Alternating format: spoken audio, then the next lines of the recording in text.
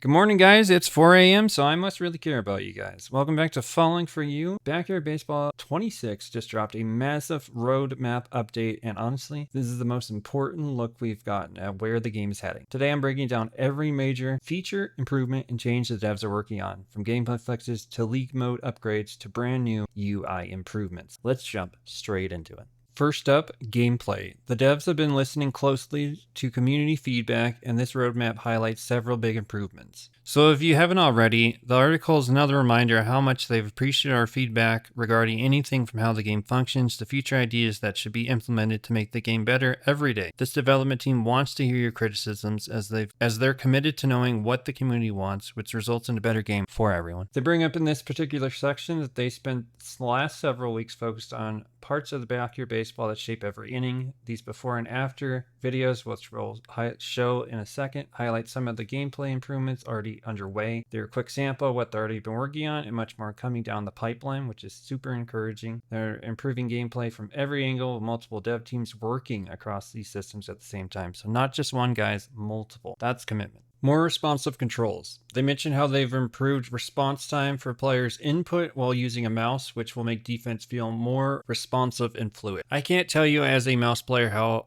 much I appreciate this. From day one, it's been a pretty good build, but I feel like a lot of the times the players react after the ball is hit. Like the amount of times you will see in my gameplay where they hit a double to the outfield and I should be able to catch it, but I have to wait for the ball to hit the ground, then hit the fence. Then my player goes, oh, they hit a double, and I have to go over there and grab it. Now, most of the time, this is a long single I give up, but it's pretty ridiculous. And then I do this as a hitter, and I watch the CPU instantly like, oh, that's a fly out. I'm going to go catch it. And it's like, bruh, how come it's not the same? That was never an issue on previous games either, because it seemed like the ball stood in the air long enough, even on fast hits. Like you had reaction time. So really appreciate that. Just, again, if the dev team can look at how the older games performed and add it to the modern game, I feel like you could learn so many things that we don't even have to explain. But nonetheless, really appreciate that. You can see in this animation instantly, anywhere they're clicking, they're just instantly going, which I'm like, wow, that's really going to help with double plays, because double plays are absolutely ridiculous to pull off in this game, and you're lucky if you're able to pull off. Like, they just seem like they're really lucky, which is really dumb because on the previous games, double plays weren't that hard, and that was the main way you got power-ups. So thank goodness that's not a main way to get power-ups on this game. But hey, really appreciate it, and appreciate the animation as well that they showed to show how much it's going to be improved. So really looking forward to that one. Next up, they bring up better fielding, clearer player selection. So when we actually play with a mouse, the select indicator will now only appear when you're hovering over a player, making it easier to know who you're controlling when playing defense. Really appreciate that, because as you saw in my previous clip, the ball was going to the right fielder, Kenny Lofton, and I couldn't do anything to switch over to Kenny Lofton because it only let me control Pete Wheeler for whatever reason. So as you can see in this animation, Jocinda hits the ball. Shortstop is highlighted as it's going to them, and you don't even have to worry about clicking over because it's already fielding the ball, so you just simply throw. Easy out. Smarter base running. Base runners can now commit more confidently once they're close to the next base, rather than running back as soon as the defense targets their intended base. This is a very welcome improvement in my personal playthrough of the game, as I never really know what my runners are going to do consistently when the AI decides to control them. Whether it's tagging up on a fly out or not running on contact if the ball is hit to the right side of the infield and just standing on second instead of moving to third. If this is including the CPUs as well, perhaps make double plays, even triple plays, dare I say, easier. I know when I was attempting to get double plays, it happens very rarely, and the amount of cheese you have to have, including luck, to be relied on to make a triple play is absolutely ridiculous, as I noticed runners will only attempt to advance if the ball is thrown a considerable distance behind them to another fielder, and you have to be basically against the outfield wall to trigger them advancing or thinking about advancing to another base. Additionally, it's pretty hard to get the CPU in a pickle situation, as they always know when to retreat back, as your kids' arms are never going to be good enough to actually tag them out. Lastly, for this section, they go over pitching and batting improvements. They said one of the areas they're spending a lot of time on is how hitting and pitching feel from both sides of the plate. I really appreciate that. We've heard your feedback, and the current feel can sometimes feel too predictable for batters. It's true. People have been saying how easy the game is. While the system does not feel like it rewards pitchers enough for good pitches. That's very true. I mean, playing on hard mode, the amount of times you cannot pitch in the strike zone because they will just clobber it for a hit. You basically have to pitch really well outside of the zone, and we're only allowed so much outside of the zone space. I even had the CPU hit a home run off me doing that, which is ridiculous, but it is what it is. So it's nice that we'll actually get rewarded for pulling off really great pitches, probably in the zone or outside the zone. I think that had to be addressed. I'm glad that's being looked at. We're developing improvements to the feel of both pitching and batting, including updates to the current swing spot, something we're referring to as modern style, and a new swing spot option that we're calling classic style that borrows attributes and behavior from early versions back at baseball. Really curious to see what that's all about. I know the modern style is kind of like how we've been playing currently, but a lot of people missed the old version where it seemed timing actually mattered a lot more. And on this one, I guess it does, but it seems most of the time it's either going to be a home run, a single, or that's about it. So curious to see how that ends up working. I'd love to do games with both those styles to see which one caters to my personal desires, and perhaps maybe I'll switch between them. Who knows? They said they're regularly testing both new modes to help us fine-tune these systems and ensure these changes create the most dynamic, engaging experience that captures the essence of what makes backyard baseball the most successful, fun baseball game. That's really great to hear. I think that's going to change a lot of people's opinions, and hopefully when we actually do get it out, it's going to be a lot of fun. I'm really looking forward to that, as long with all this other stuff. All right, a more immersive league experience. UI improvements. Keep tabs on the league. We've had a new league leader screen so you can finally see how teams and players rank against each other during league play. My goodness, when I first loaded up the game and played in league play, I was like, where in the world is the league leaders? This seems to be like the first thing you think of backyard baseball. And it really annoyed me because I was like, how come I don't see if Annie or Pablo Sanchez leading the league in home runs? How many have I hit compared to the opponents? Does it even matter? Do they even keep track of it? I don't think they did, because the CPU didn't have batting average or stats at the bottom of the screen. If you look at all the previous games, this is very important. Kind of just were up and then they got a hit or they got an out. Like, it didn't really matter. Same thing for pitching. So this is really key feature and very important. It also should hopefully be part of the record book, because I hate that there is no record book in the trophy case. I mean, part of the best parts of the trophy case, besides seeing the trophies you had earned, was for 6 innings and 9 innings, the records you did against the CPU, including seeing the CPU within your records so you could beat them, or previous fake teams that had the previous records you were breaking. Like, it was so fun to do that. Now we have 1 inning, 3 inning, 6 inning, 9 inning.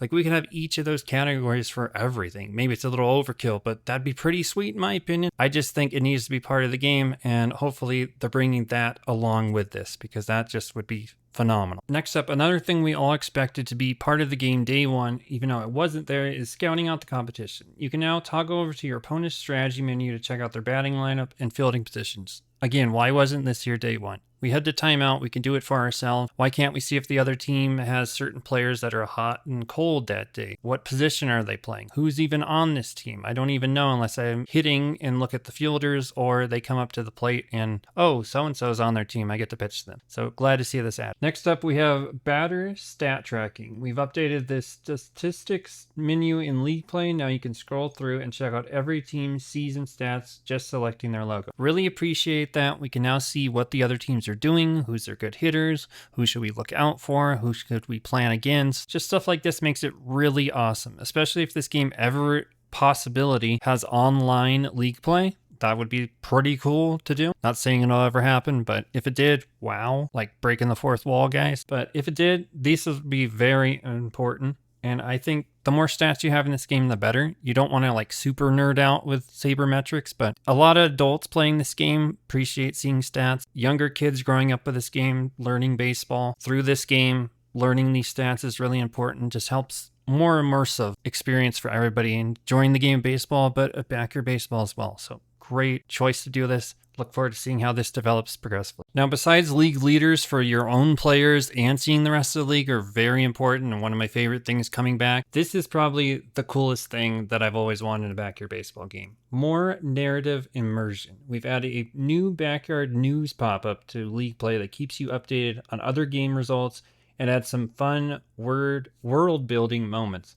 So again, previous games, what we enjoyed was when our game finished, we had a little window where you could see all the league games around the league, who won the game, how many runs they scored, who was a losing pitcher, winning pitcher. That was really cool. And some reason that wasn't put into this game. I always liked how, at least as kids, we always thought of narratives like we tried to be like, oh, we're 2-0, we're trying to win the division, or, you know, little narratives you'd make, especially as a content creator now. Like every video we post is trying to be a narrative little world we're creating, like, let's take on the best team in the league and see if we can beat them, or we're heading to the playoffs as the underdog, can we win? And you look at older games, like somehow they were able to capture that magic even in the PA announcers. I just loaded up 97 to play a random game where I was 1-0 in the league play, and Vinny the Gooch talked about how we were the underdog, how we were trying to make it to the World Series basically, and it was like constantly a narrative every game you loaded it up, which if we could pull that off in the voice acting as well, maybe that's too much, but this is a big huge step towards that, and it's just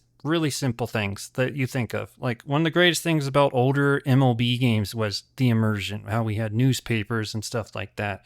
Even a fake sports center on ESPN branded games. It's just part of the gaming that has completely disappeared in our little advanced world for some reason. And we really need that back, especially in wholesome video games like Backyard Baseball. So love to see this, and hopefully when it comes out, progressively gets better with feedback. Next, we have enhanced HUD display. We've added fielding positions and in-game batting and season batting average directly to the player portraits in the HUD to enhance immersion and help with strategy within the game. So we were talking about this earlier. So much cooler to have this part of the game, so we actually have more immersion of, it doesn't feel like you're just playing a game with people and the stats don't matter. Need the stats to matter. So little things like this, they're everywhere on the older games, so glad that's coming back. Deep dive into your lineup. We're adding the batting lineup to the pause menu, complete with hardy icons that highlight MVPs, base stealers, strong performances, and home run hitters, so you can better position your team to succeed. Really like that. So now we can tell, especially with people unfamiliar with the skill sets of these individual backyard kids and players, tell when someone's on a hot streak, so we can put them higher in the lineup. Maybe they're on a cold streak, put them lower in the lineup. Maybe they're hitting a lot of home runs, we want to move them. Great choice. Love that it's on the pause menu so that we don't have to go in and find it. Should be right there, easy to get to. Love it. Additionally, at the bottom, we have a little sentence where it says play in new light. You will now experience both day and night games in league mode with randomized start times to create a more dynamic league experience. Love that. More realism. I love that we can play day and night games we would in real life. It just adds more to the experience and perhaps a little more variety instead of just seeing the same thing over and over again. Our last subheading, other UI and quality of life improvements. Control your experience. Design your ideal gameplay environment with new toggle options. You can now toggle fireworks, batting stances, distance counter on and off. I like all three of those that I just read, so can't wait to try those out. Settings continuity. I cannot pronounce that at the moment.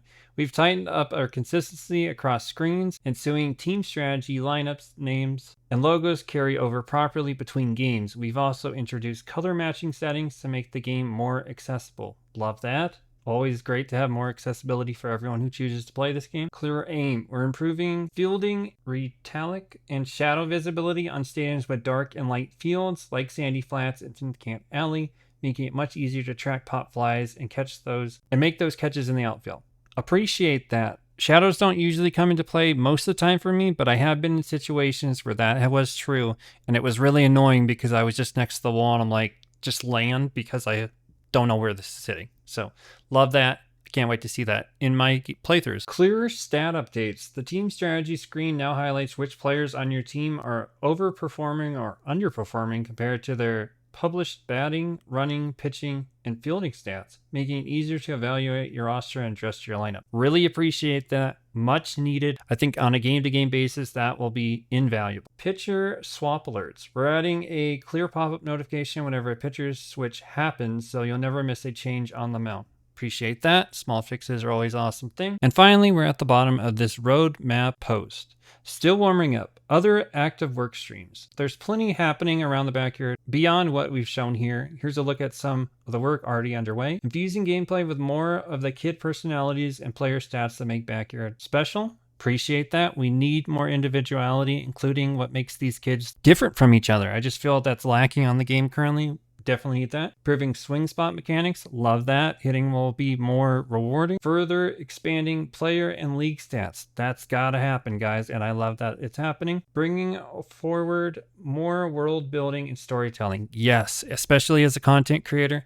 It just helps make the content grow. Makes it easier to attract viewers. Make my content more accessible, and it makes it more attractive to the viewer. And it makes it easier for me to be myself because I don't have to make up everything on the fly. I can actually have the game doing some of the work for me. So I appreciate that. And I love this little world that we create with our videos and our leagues and our games and our channels. And this just adds to it. So love it. And prioritizing additional community wishlist features. Love that. More community involvement, the better. This isn't a wish list. These are all things we're actively in development on. So expect to find their way into the game soon, but all a part of our ongoing commitment to making Backyard Baseball the best experience it can be. And then it brings out that if you have bugs, the fastest way to contact them is through Live Agent.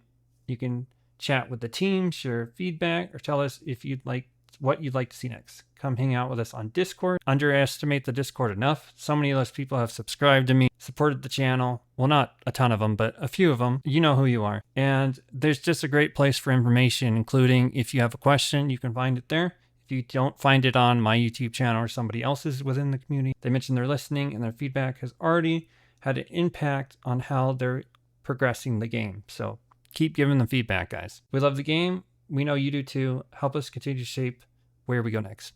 Awesome post.